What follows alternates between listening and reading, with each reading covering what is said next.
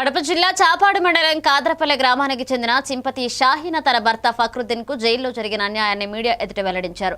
ఎర్రచందనం కేసులో PD act కింద కడప సెంట్రల్ జైల్లో ఉన్న తన భర్త ఫక్రుద్దీన్ ను చూసేందుకు శనివారం తాను తన ఇద్దరు కుమార్తెలు జైలుకు వెళ్లినట్లుగా షాహీన తెలిపారు. ములాఖాత్ సమయంలో అంటే మధ్యాహ్నం సుమారు 2 గంటల నుంచి 2:30 గంటల సమయంలో తన కళ్ల ఎదుటే తన భర్తపై జైలు సిబ్బంది దాడికి పాల్పడ్డారని ఆరోపించారు. తన భర్తపై దాడి చేసిన దృశ్యాలు శనివారం మధ్యాహ్నం 2 గంటల నుంచి 2:30 గంటల మధ్య జైల్లోని సీసీ కెమెరాలో రికార్డ్ అయి ఉంటాయని, వాటిని పరిశీలిస్తే నిజం బయటపడుతుంది అని ఆమె డిమాండ్ చేశారు.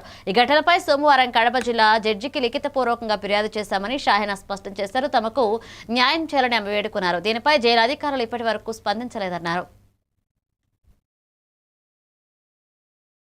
పిలిచేలోపు సార్తో మాట్లాడుతున్నారు, కొద్దిసేపు ఉండండి వస్తారు మాట్లాడదని చెప్పి సార్ దగ్గర ఉంటే సార్ కాడ కొడుతున్నారు.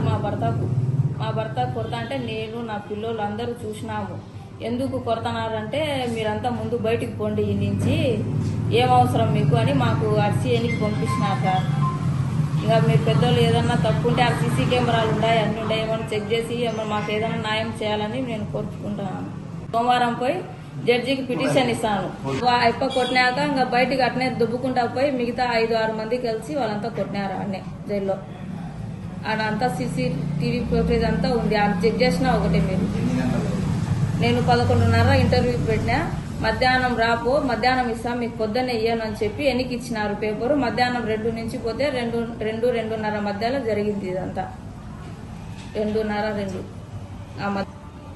నాకు ఫోన్ చేసినారు, మీకు ఇంటర్వ్యూలు ఇస్తాను రాండి, ఇంటర్వ్యూ ఇస్తానని చెప్పి మాకు ఫోన్ చేసినారు. మళ్ళీ ఏదన్నా ఉంటే నాకు న్యాయం చేయాలందరూ.